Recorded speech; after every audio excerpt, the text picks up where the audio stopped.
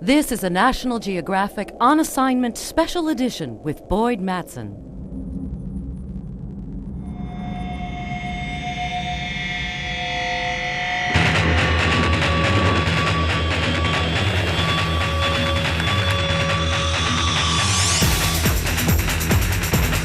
This is a group in need of a psychiatrist. Ask yourself, would you run a marathon in the Gobi Desert? All right, how about 6 marathons in 1 week?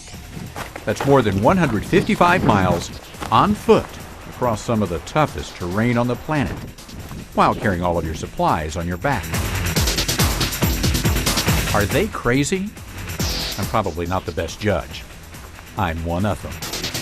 Competing in the first annual Gobi March, or as the locals have billed it, the race of no return.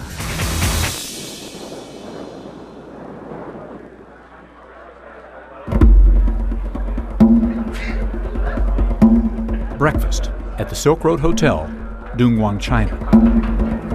The first chance for competitors to meet and size up each other. It's quickly clear there are 2 groups here, one featuring some of the most extraordinary athletes in the world, 2 being the out-of-shape dreamers. That would be me. It's why I'm here, in search of a solution to a midlife crisis. Weighing myself is depressing. 2:30. Here it is, old, overweight, and out of shape. How did I let this happen? I need a jump start. The Gobi March seems like just the thing to get me off my butt. One problem. Lighter weights. I've only got 30 days to train.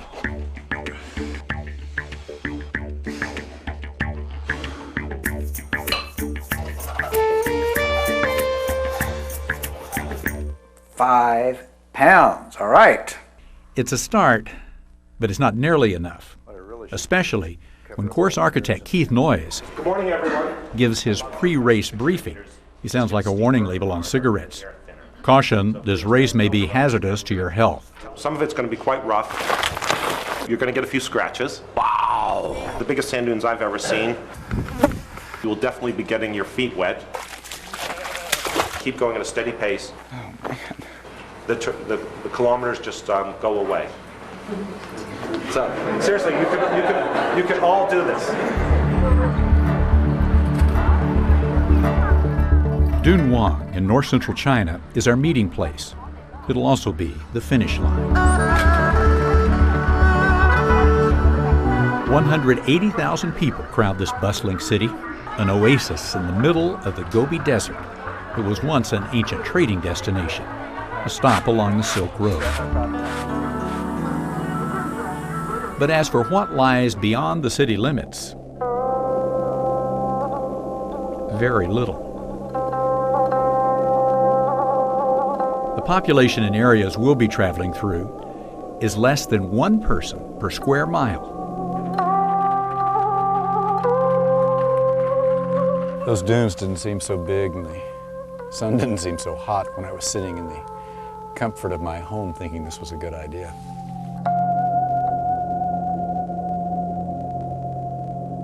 Okay, give me last name. In all, 42 participants from 15 different countries have signed up for the race. Right now, our biggest concern is weight, our pack weight. We constantly pack and repack, debating every ounce. At a minimum, you need a sleeping bag, headlamp, spare light, batteries, wind jacket, pants, flip-flops, sleeves, compass, cap, knife, bandage, whistle, signal mirror, lighter, survival blanket, sunscreen, sunglasses, chapstick, more bandage, water bottle, t-shirt, socks, shorts, shoes, 7 days of food, and more band-aids. Unfortunately, I win the heaviest pack competition, about 40 pounds, with water. 2 hours from Dongguan, walls of an ancient fort provide a dramatic backdrop for our first campsite. It's said to have been built by a relative of China's first emperor.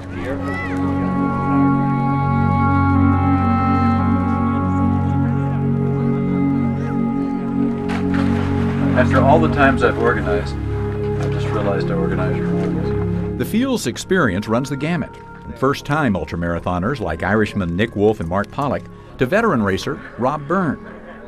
Talk about needing a checkup from the neck up. In one 6-year stretch, Rob ran either a marathon or an ultramarathon every single month. So you'd think it proved your point. Well, but there's always something you haven't done. There's always a distance or an environment or something about the event that pushes you farther. I met one of my tent mates, Jan Richardson, 6 years ago at a similar event, the Marathon des Sables in Morocco. For this race, he sounds like my personal trainer. We're going to go slow, steady, and finish without pain. Yeah, right.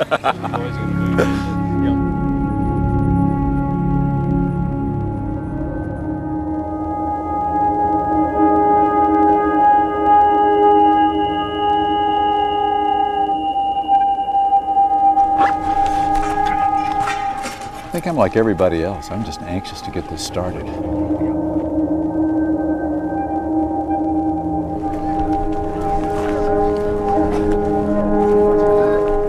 The locals gather like gawkers at a car wreck to watch as the crazy foreigners prepare for their race across the Gobi Desert. Ready to rock and roll? Oh, God, okay, then tape away. An ultramarathon is as much about camaraderie as competition, a bonding strengthened by shared surgical tape. Guaranteed to keep me from blistering under the shoulder strap. Not guaranteed, but close to it. Like a knight putting on his armor. Yeah. The time for thinking and taping and talking is finally over.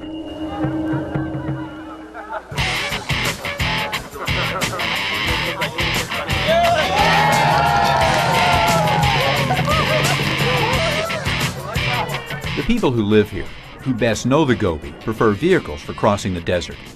Running it would be suicidal silliness. To commemorate the perceived lunacy, some locals grab souvenirs, course markers, the very same flags we're meant to be following.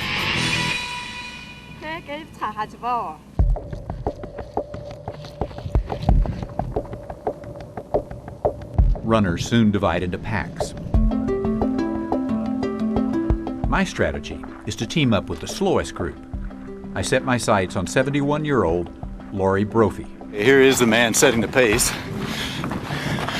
I'm just struggling trying to keep up with you. Any problems so far?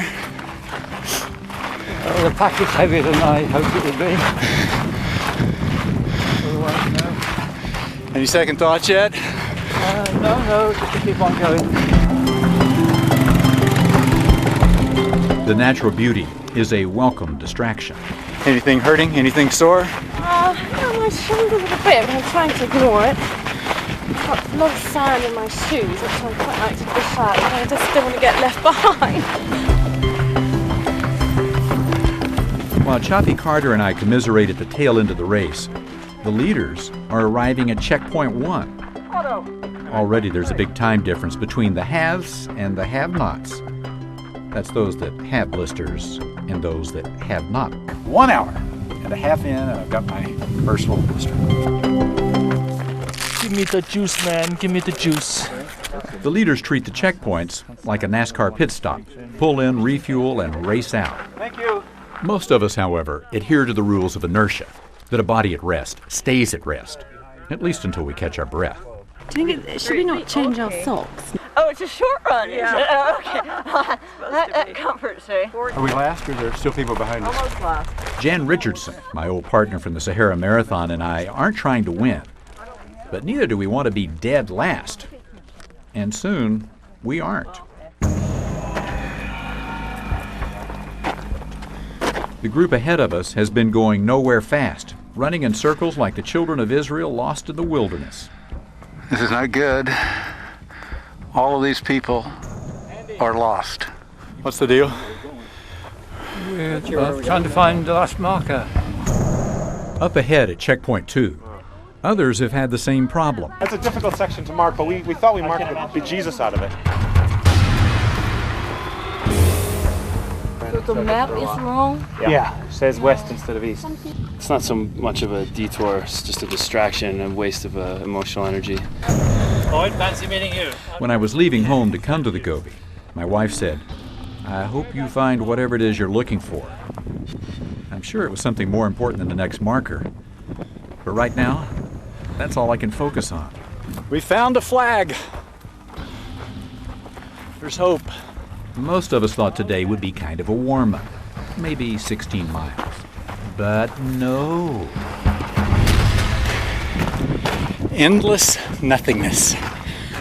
Day 1 is 27 miles, a little longer than a marathon, and the temperature is close to 100 degrees.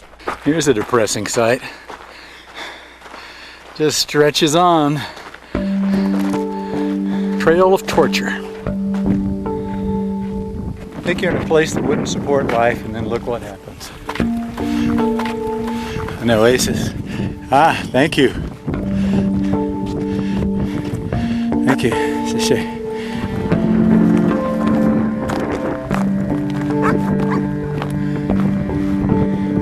Fortunately, the people here are the exact opposite of the land. They seem very, very friendly, very warm and gracious. Hello. How are you?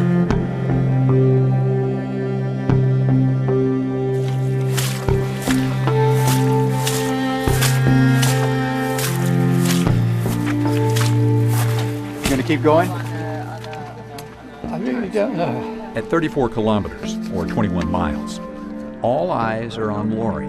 Yeah, my legs could do it, but my back is sticking out. The back, the shoulders. But being so close to the finish boosts his determination. I can't say no to 5 miles, can you? Okay, be sure to stay with people. Oh, yes. Sure. All right.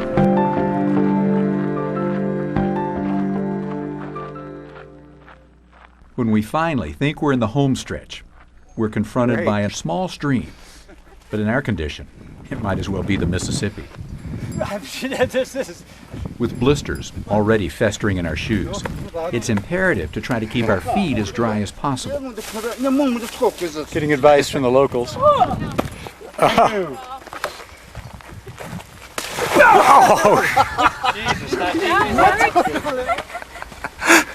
Futures trader Peter Miles puts his money in plastic trash bags.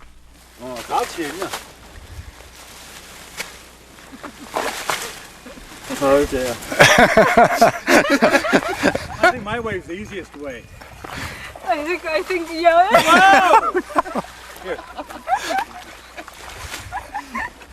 Okay, I'll go with your way. Faster. One reason I'm here putting my body through this is to find out something about myself. Yes! Maybe to get some deeper understanding of my existence, my place in the universe. The race was to be as much philosophical as physical. I expected the insight to come slowly, over many miles and days. The answer comes much sooner. Basically, after day 1, I've learned one basic lesson. I am an idiot. I'm afraid to look at my feet. Where else do I have them?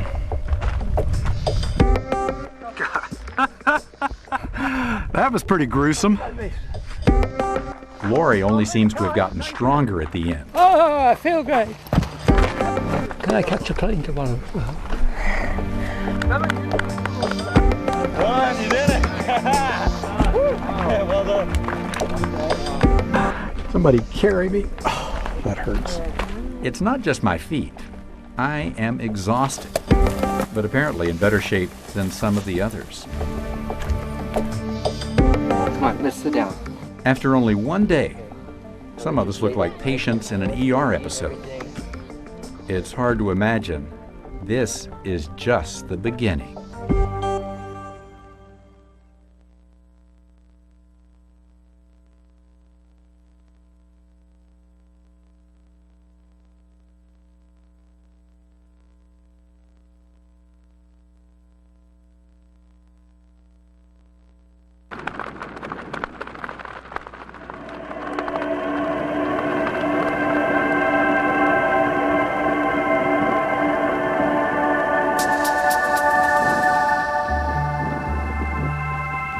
The feeling in camp is that yesterday was the toughest opening stage to any race we've ever experienced.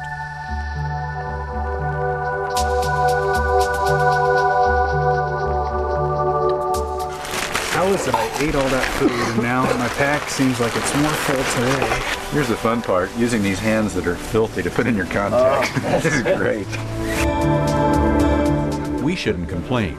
We knew what we were getting into. On the other hand, 27-year-old Ali Tentuya had no idea. The young local Subay woman is competing in her first race ever. I never expected to participate in the Gobi March. This is an unforgettable moment in my life. Fortunately, you do forget most of the painful parts. Otherwise, how do you explain all of us who've done this more than once and are paying $2,600 to do it again? Today's segment is about 22 miles. My strategy is to go slow and then taper off. The goal is to recharge and recover. But the desert holds an unexpected surprise: water. A river that must be crossed what feels like 50 times.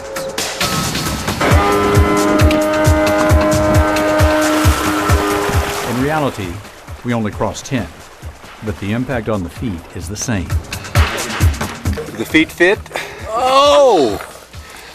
It has blisters, so God. The sneakers are 2 sizes bigger, and I can hardly get my feet into them now. Ali Tentuya only trained for 7 days before the Gobi March. She's using borrowed equipment. It doesn't seem to slow her down. Her first time, and I can't keep up with her. Maybe that means it should be my last time. She pulls into the next checkpoint about 2 hours ahead of me. However, the course is no kinder to her feet, just because she's on familiar ground.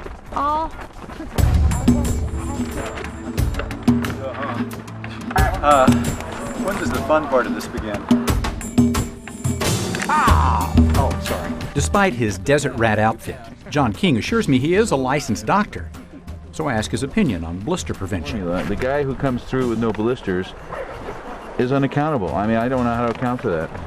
And he's just lucky, but he'll swear at whatever he did it for him. Thanks, John. I could get that kind of advice from an HMO. Oh, my feet hurt. Yeah. An old adage says, that which doesn't kill me only makes me stronger. That's true. Somebody better check my heartbeat, because I'm only feeling weaker by the mile. Yeah, you're going. Drop your butt a little bit more. We're nearly there, I think, now. It's the next checkpoint, I hope. Oh, I'm seeing neck. I can't think why I'm doing this at all. I think yesterday took a lot out of me, actually. I think a lot of people were saying that their legs weren't as spry as they were hoping. How you feeling, Jan? Oh, I just feel good as ever can be. Tomorrow he'll wish he'd saved some of that energy.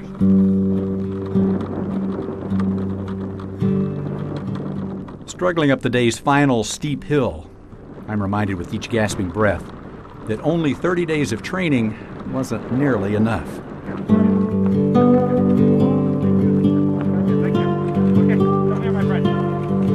A spiritual shrine at the top of another ancient fort overlooks tonight's campsite. Adding a rock to the pile and circling it 3 times, according to tradition, will bring good fortune. I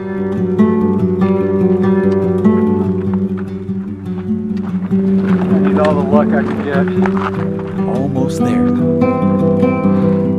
Bless me, Father, for I have sinned.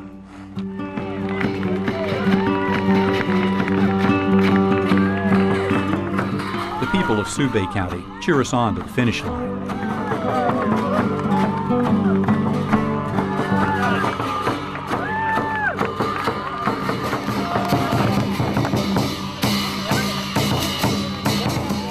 Ali Tentuya got here almost 3 hours earlier, greeted by friends and family offering encouragement. They tell her to keep the wind at her back, win for China, for Gansu province, and for the Subay people.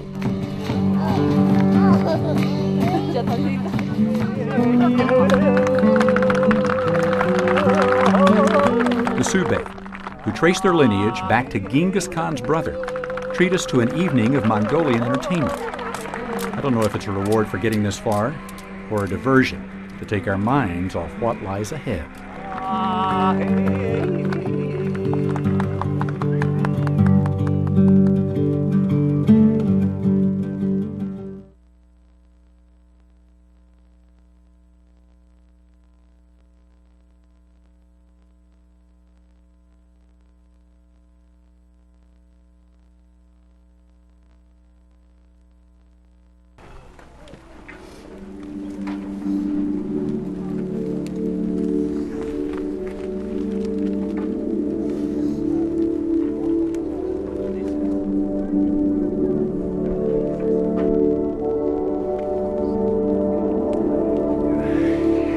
I think this is the discouraging part, is that we've done about 47 miles so far, and we still have 5 days to go.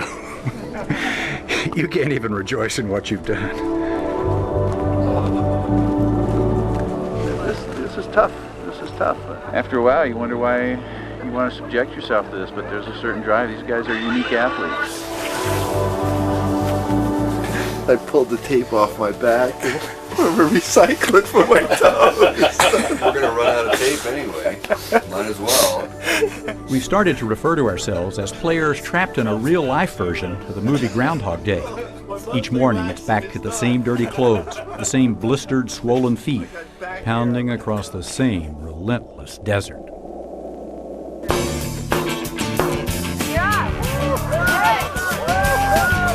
At the outset, Taiwanese runner Kevin Lin looks to break open his lead. I don't know what to think, you know. I think, if I drop out, I drop out. But you know what? I'm here. You know, he started again. And it's going to get worse. Today's route may look flat, but it's actually a steady incline. By the end of the day, we'll have gained more than 3,000 feet when we reach our campsite at nearly 10,000 feet.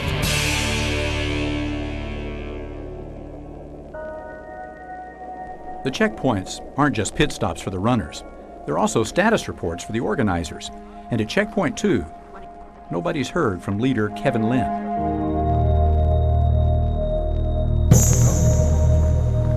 Hey Josh, is Kevin there? He's about 3 hours overdue.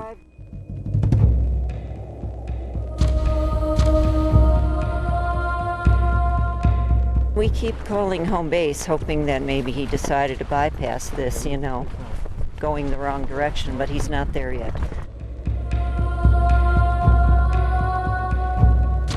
He bypassed the checkpoint, but it wasn't intentional. Kevin can't find the flags. The longer you are out there without water, the harder it is. Yeah, I hope he's okay. While horsemen are dispatched to find Kevin, more trekkers pull in. We thought this would be an easy leg. It's not. Yeah, it's all deceptive. You can see where you want to go, but it just takes hours to get there. And it's just relentless. It seems to go on and on and on. So one patch I was trying to get up a reasonable pace and then suddenly felt a bit nauseous. And the sun just sucks all the energy out of you. And keep water down. Well, it's stiff from the pack. Right, I understand. Let's take the pack off. Okay? Oh, what did I think of that? The sun, the wind, the miles. The cumulative effect is draining. Jan and I are forced into an unscheduled break. This is not an official rest point. Back is killing me. I'm hurting. This is a very difficult course. I just wish I had some more food. Wish I had another pair of feet. This is difficult. Finally, the fog of exhaustion lifts, and I remember I'm here on a personal mission, trying to slow down the inevitable march of time. Because getting older sucks, and it hurts. And so we press on.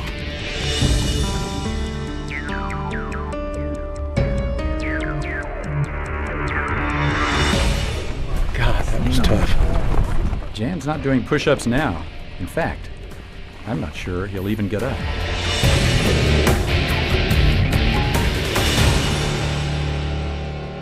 "6 miles away, some good news. After several wrong turns and running out of water, Kevin's now safely in camp. Oh, very bad. Too bad. Not good. It's getting late, but about a quarter of the runners are still on the course. Okay. Including me. Director of Operations, Josh Miller, hikes out to mark the course with glow sticks. He doesn't want anyone getting lost, especially now. This is what's been the killer, up and down these ravines. Peter Miles and I are slowing down to stay with Jan. He is not doing well. You're getting a little altitude sickness. How far do we have to go, you think? We've got a ways. A ways. 5 miles. Jan has lost all perspective on his condition, proof that it's dangerous to be on your own in an ultramarathon. Peter and I convince him to accept a ride on a camel. See you in camp. I'm sorry, partner. That's okay. You got to do what's best here. And this is the right decision. He doesn't get very far. Turns out Jan's too heavy for the camel with the pack. You think you can walk? I'll walk. Maybe I'll crawl. Oh, Jesus. Let's get out of this place. Daylight is rapidly fading into 10,000 feet. It's getting cold fast.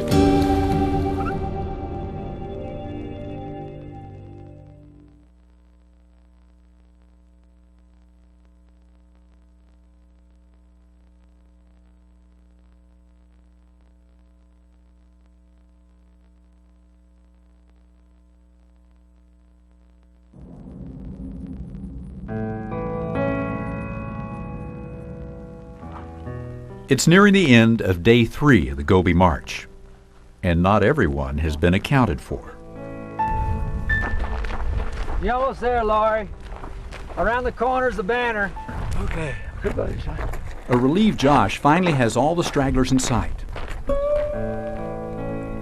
1, 2, 3, 4. And there's a camel. I can't tell if one of them's boy or not. You still wearing this bright red? The Gobi March is as much about perseverance as it is winning. In fact, the word losing is never mentioned. Just to finish is to be victorious. Well, Jan, that's taking some kind of courage to do this. Or some kind of craziness. They can never accuse us of being smart, have they? People who keep going when they don't want to get up, and their feet are swollen, feet are blistered, the back is chafed. That's why I run. That's to be around all these people.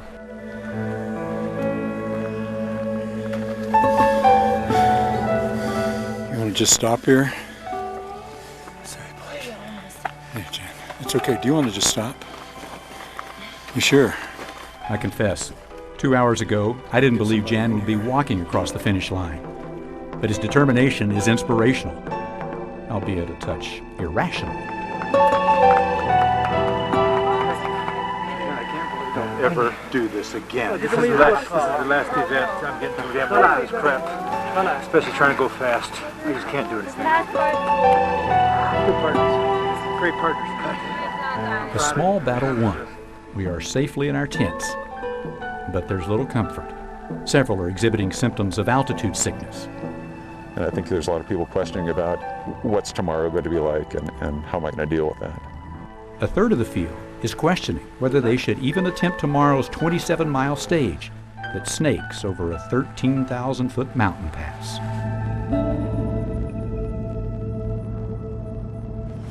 I'm thinking of not getting up, staying in bed all day, because it's too cold out there, and it's freezing here. Wishful thinking on my part, but reality for Jan. After yesterday's struggles, he's out of the race. No, just to say, everyone please have a thought about how your feet feel and how you're feeling with the altitude and make your decision accordingly. Several people worry they could soon follow. We're headed for Heavenly Lake, which is more than 2 miles above sea level. Acknowledging the fatigue in camp and the danger the altitude presents, organizers offer a low-road option, The choice is ours to make. 32 of us take up the challenge and head up.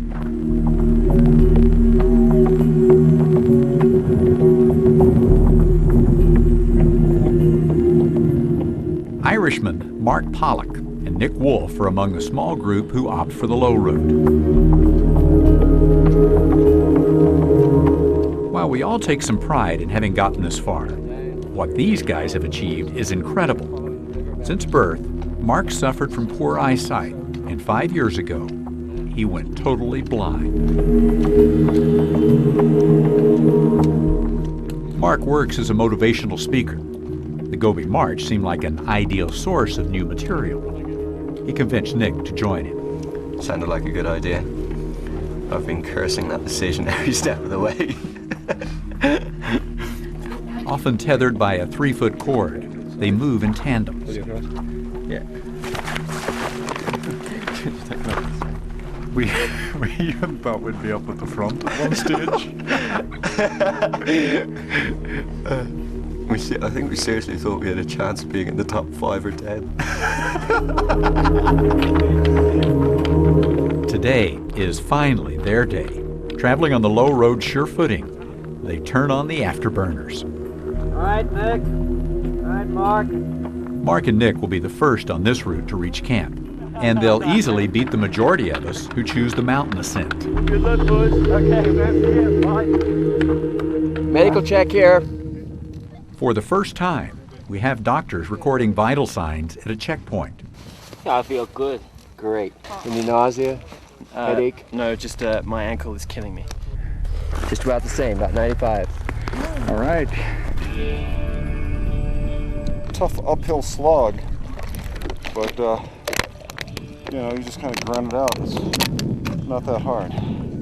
Maybe not for Rob, but there's a lot of pain up here. I feel like I'm sucking wind through a straw, so just really short of breath. I don't know whether the legs will give out first or the altitude will hit me. I just don't know. But got to find out, haven't we? About 12,400 feet now. I'm having a little trouble breathing. Exhausted, I reach Heavenly Lake 4 hours after I started. Here we are, 13,000 feet. Been a lot of low moments, a lot of painful moments on this trip. But I gotta say right now is one of the highs, being at this place, this view. According to the briefing, it is all downhill from here. Of course, it's a long downhill.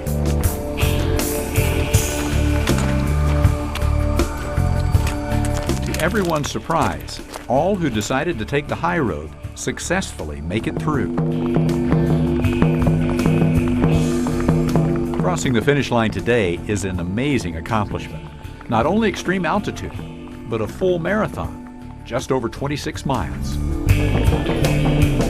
Lori says in jest what I'm sure we've all thought at one point or another. Good to see you all again. I thought I might not at some point. There's little time to celebrate, because tomorrow we face the longest day yet, more than 42 miles.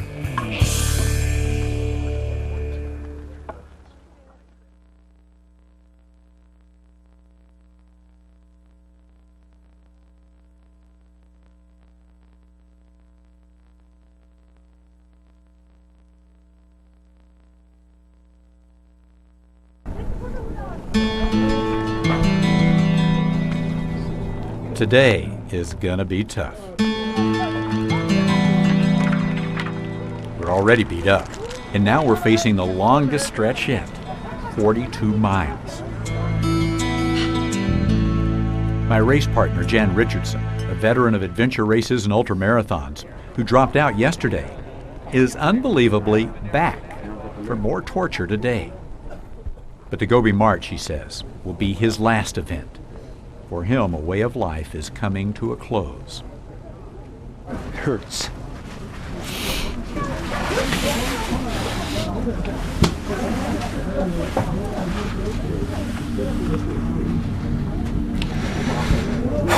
Sorry. She's just It's like anybody that does anything for a long time.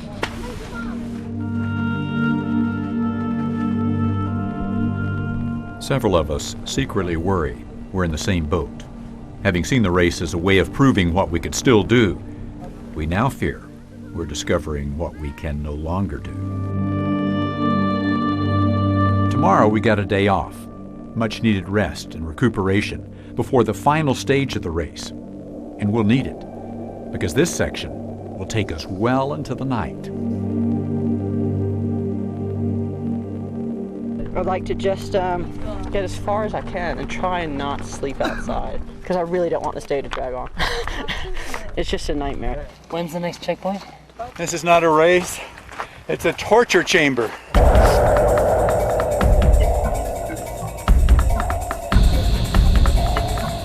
Once again, Jan is in trouble. It proves nothing to go to the next checkpoint. Get out of the race now. There's a vehicle here. Putting your pack in it. Come on. That's it. Just let me see how far it is. No! God damn it, no! So much for my powers of persuasion. Look, he's making it. He is not allowed to go any further. Don't let him talk you out of it. Okay, He was stop out here. before. Okay. He's not in his right mind. Alistair's out there too, and we were together, and he's just coming in. He's not feeling well, he says. Well done, Peter. You can see him. Thanks, mate. That's great. It is brutally hot and no wind. Just dry, sucking the moisture out of it. You're my doctor? Yeah. You order me to stop, huh? Instruct me to stop. Yeah. It depends on how you finish. Have a look at my feet and you tell me. Jan's not going on, and neither are my other companions today, Peter and Alistair. I can't continue alone. Mentally, I'd never get through the night.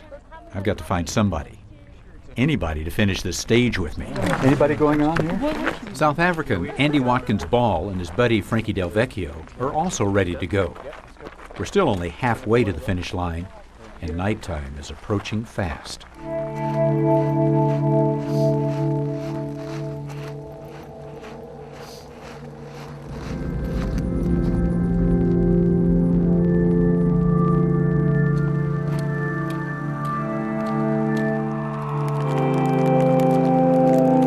Choppy Carter arrived here with Mark and Nick, but with just 7 miles to camp, she decides she needs a nap, and the Irishmen go on without her.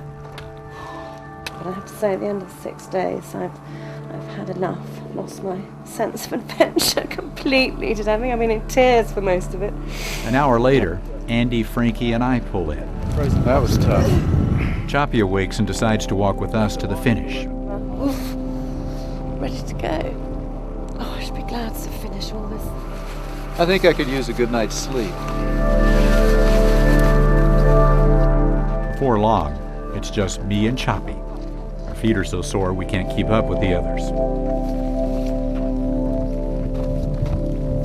Almost 18 hours after our day began, we see the lights of camp off in the distance. We're almost there. So tired. Thank you very much. I wouldn't have done it without. That was It was just horrible. endless, horrible, painful. I'm just moaning because everything hurts.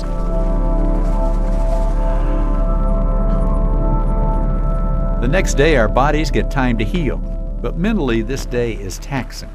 Given the condition of the camp, the race organizers are offering an easier route tomorrow, Dune Day. But to even attempt the more difficult course, first, you have to pass a physical. They have a whole list of different things that they're going to be checking with you, including how you look when you walk. News of the change creates concern.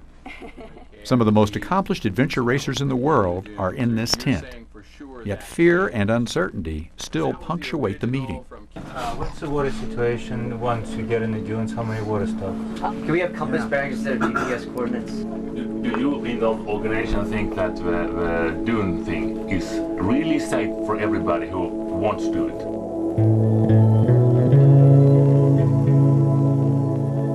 It worried me what they were talking about in there.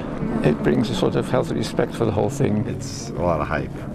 I don't think they made us come out here to kill ourselves.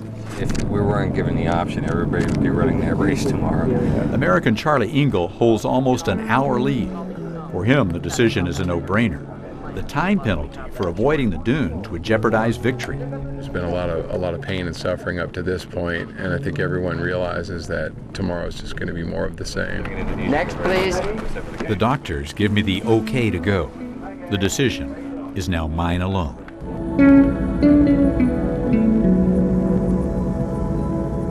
While we all weigh our options, an ominous sign. Badly dehydrated Vadim Kazatsky has developed kidney stones and must be evacuated from camp. His departure cast a long shadow over an already anxious group.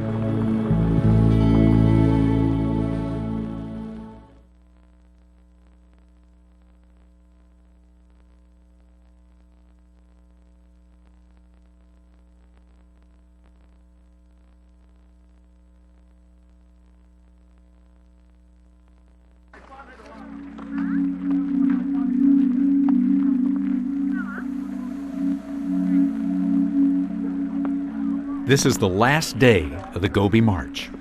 Amazingly, 36 of the 42 who started the race line up to tackle the infamous towering sand dunes.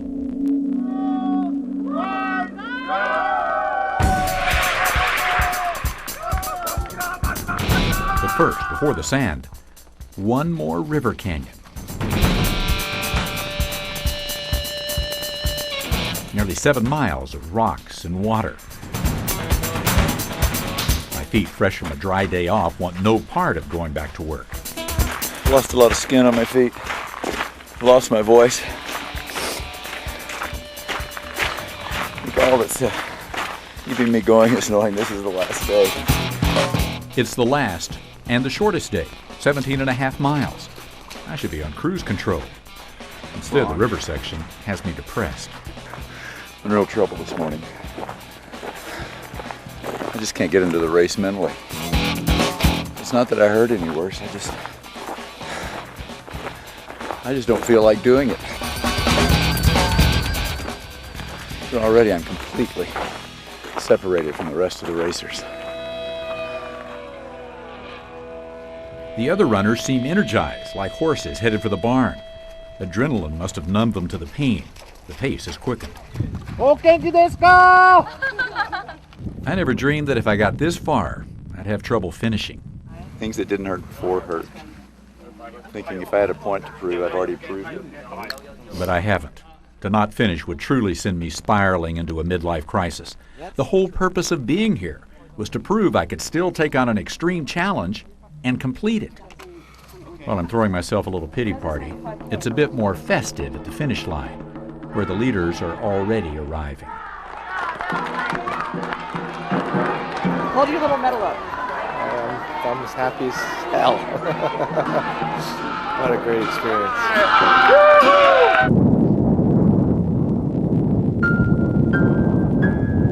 I just can't stand to look up there because there is one monster sand. Yesterday, just thinking about hiking these dunes was exhausting. Many of us started to even doubt our resolve. But somehow the change in terrain rejuvenates me. Sort of. Suddenly, being in the sand dunes, which are a very difficult stage, have cheered me up. My feet feel better. I'm glad to be doing something different. This is wonderful. Well, sort of. I'm sick. History is replete with stories of people wandering in the desert who emerge enlightened or delusional. Enough already. I have to make it before the party's over. So for the final stretch, 7.5 miles of flatness across a dry lake bed and through the outskirts of Dun Quang, I decide to run. Okay, shuffle. Suddenly I'm thinking, I've already done 6 days, 6 hours. Can I push just for 30 more minutes? Yes, I can.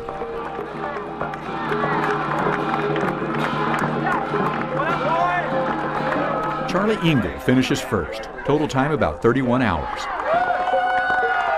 Nick and Mark come in several hours later, but are clearly the inspirational winners. Ali Tantuya was the fastest of the women competitors, making her an instant local hero. But all of us are just happy to celebrate finishing, no matter how long it took or where we placed.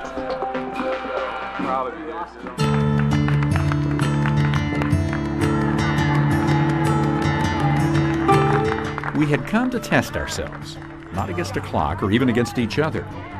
Under the glare of the burning sun and the remote expanses of the Gobi Desert, we had come to prove something only to ourselves.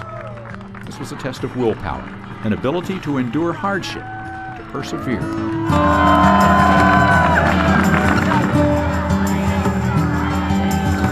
Gobi!